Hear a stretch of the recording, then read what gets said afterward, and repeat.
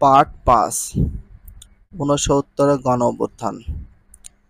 General Yahya খানের পতনের লক্ষ্যে ১৯৬৯ সালের জানুয়ারিতে ছাত্রলীগ, ছাত্র ইউনিয়ন, জাতীয় ছাত্র ফেডারেশন ঐক্যবদ্ধ হয়ে একটি সর্বদলীয় ছাত্র সংগ্রাম পরিষদ গঠন করে। তাহলে কার পতনের লক্ষ্যে? জেনারেল আইয়ুব খানের পতনের লক্ষ্যে। আইয়ুব খানের পতনের লক্ষ্যে ১৯৬৯ সালের। তাহলে ১৯৬৯ সালে কি হয়? গণ অভ্যুত্থান হয়। ছাত্রলীগ, ছাত্র ইউনিয়ন, জাতীয় ছাত্র ফেডারেশন ঐক্যবদ্ধ হয়ে একটা সর্বদলীয় ছাত্র সংগ্রাম পরিষদ গঠন করে। ছাত্র সংগ্রাম পরিষদ গঠন করা হয় কত সালে? ১৯৬৯ সালে। কার পতনের লক্ষ্যে? আইয়ুব খানের পতনের লক্ষ্যে। জেনারেল আইয়ুব খানের পতনের লক্ষ্যে। ছাত্র সংগ্রাম পরিষদের ১১ দফা, আওয়ামী লীগের ৬ দফা সম্মিলিত দাবি আদায়ের লক্ষ্যে ছাত্র আন্দোলন শুরু হয়। ছাত্র সংগ্রাম পরিষদের কয় দফা? ১১ দফা। ছাত্র সংগ্রাম পরিষদের ১১ দফা, আওয়ামী লীগের ৬ দফা। ছাত্র সংগ্রাম পরিষদের কয় দফা? ১১ দফা। আর আওয়ামী লীগের ৬ দফা সম্মিলিত দাবি আদায়ের লক্ষ্যে ছাত্র আন্দোলন শুরু হয়। সরকার এ আন্দোলনকে দমন করার জন্য পুলিশ নির্যাতন শুরু করে।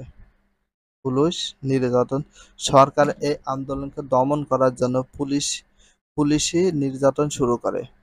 ১৯৬৯ সালের ২০শে জানুয়ারি ঢাকার ছাত্র জনসভায় মিছিলের পুলিশ নির্বিচারে গুলি চালালে ঢাকা বিশ্ববিদ্যালয়ের ইতিহাস বিভাগের ছাত্র আসাদুজ্জামান আসাদ নিহত হয়। তাহলে ১৯৬৯ গণ অভ্যুত্থানে মৃত্যুবরণ করে আসাদুজ্জামান ১৯৬৯ সালে ২০শে জানুয়ারি।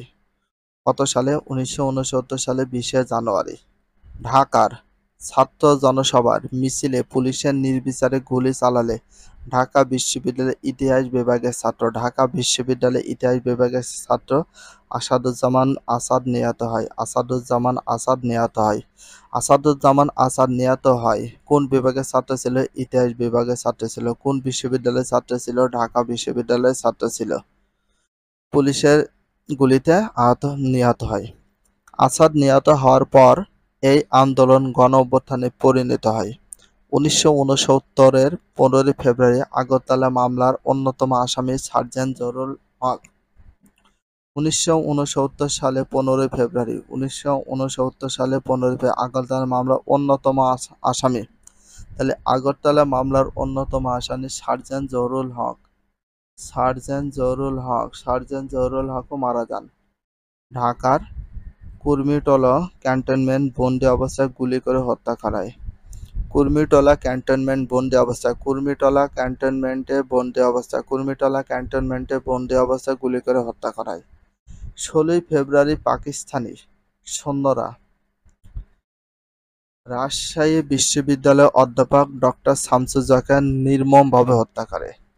১৬ ফেব্রুয়ারি কত সালে? ১৬ ফেব্রুয়ারিতে। কত সালে? ১৬ ফেব্রুয়ারি পাকিস্তানি সৈন্যরা রাজশাহী বিশ্ববিদ্যালয়ের অধ্যাপক ১৬ ফেব্রুয়ারি পাকিস্তানি সৈন্যরা রাজশাহী বিশ্ববিদ্যালয়ের অধ্যাপক শামসুজ্জামানকে নির্মমভাবে হত্যা করে। অধ্যাপক শামসুজ্জামানকে নির্মমভাবে হত্যা করে কত তারিখে? ১৬ ফেব্রুয়ারি। কারা হত্যা করে? পাকিস্তানি সৈন্যরা। শামসুজ্জামান কোন বিশ্ববিদ্যালয়ের অধ্যাপক ছিল? রাজশাহী বিশ্ববিদ্যালয়। তিনি বিক্ষোভকারী ছাত্রদেরকে শান্ত করার কাজে নিয়োজিত ছিলেন। এসব খবরে সারা দেশে বিক্ষোভের আগুন জ্বলে ওঠে। সামরিক সরকার ১৯৬৯ সালে ২২শে ফেব্রুয়ারি আগরতলা মামলা প্রত্যাহার করে। সামরিক সরকার ১৯৬৯ সালে ২২শে ফেব্রুয়ারি আগরতলা মামলা প্রত্যাহার করে রাজবন্দীদের নিঃশর্ত মুক্তি দেওয়ার ঘোষণা দিতে বাধ্য হয়। আন্দোলনের তীব্রতার ভীত হয়ে ক্ষমতা টিকে থাকার কোনো উপায় খুঁজে না পেয়ে ২৫শে মার্চ ১৯৬৯ সালে জেনারেল আইয়ুব খান তার সেনাপ্রধান জেনারেল ইয়াহিয়া খানের হাতে ক্ষমতা হস্তান্তরকে পদত্যাগ করতে বাধ্য হন। আন্দোলনের তীব্রতায় ভীত হয়ে ক্ষমতা টিকে থাকার কোনো উপায় খুঁজে না পেয়ে ২৫শে মার্চ ১৯৬৯ সালে 25 মার্চ 1969 সালে জেনারেল আইয়ুব খান তার সেনাপ্রধান জেনারেল ইয়াহিয়া খানের হাতে জেনারেল ইয়াহিয়া খানের হাতে ক্ষমতা হস্তান্তর করে পদত্যাগ করতে বাধ্য হন। বাংলার ছাত্র জনতা এভাবে তাদের আন্দোলন সফলতা লাভ করে। শহীদ আসাদ, শহীদ সার্জন জহুরুল হক আর শহীদ ডক্টর শামসুজ্জামান। পার্ট ৬। 1970 সালে সাধারণ নির্বাচন। 1970 সালে সাধারণ নির্বাচন। প্রেসিডেন্ট আইয়ুব খান পাকিস্তানের সেনাপ্রধান ইয়াহিয়া খানের হাতে। প্রেসিডেন্ট আইয়ুব খান পাকিস্তানের সেনাপ্রধান ইয়াহিয়া খানের হাতে। পাকিস্তানের সেনাপ্রধান ছিল ইয়াহিয়া খানের হাতে। এই যে প্রেসিডেন্ট আইয়ুব খান মানে প্রধানমন্ত্রী আইয়ুব খান হচ্ছে পাকিস্তানের প্রধান সেনাবাহিনী তার হাতে ইয়াহিয়া খানের হাতে যে দায়িত্ব ছিল সেটা পদত্যাগ করে দায়িত্ব হাতে দিয়ে চলে যায়। ক্ষমতা গ্রহণ করে ইয়াহিয়া খান বাঙালিকে শান্ত করার লক্ষ্যে 1970 সালে সাধারণ নির্বাচন দেওয়ার অঙ্গীকার করেন। মানে ক্ষমতা গ্রহণ করে তারপরে ইয়াহিয়া খান বাঙালিকে শান্ত করার লক্ষ্যে কত সালে সাধারণ নির্বাচন দেয়? 1970 সালে সাধারণ নির্বাচন দেওয়ার অঙ্গীকার। 1970 সালে 7ই ডিসেম্বর পাকিস্তানের জাতীয় পরিষদ নির্বাচন অনুষ্ঠিত হয়। Very very important, best of important. এটা অবশ্যই আন্ডারলাইন করে রাখবা বা ভেরি ভেরি হিসাবে নোট ডাউন করে নিতে পারো। পাকিস্তানের জাতীয় পরিষদ নির্বাচন অনুষ্ঠিত হয় কত সালে? 1970 সালে 7ই ডিসেম্বর। 1970 সালে কত ডিসেম্বর? 7ই ডিসেম্বর। পাকিস্তানের জাতীয় পরিষদের আসন সংখ্যা ছিল 313টি।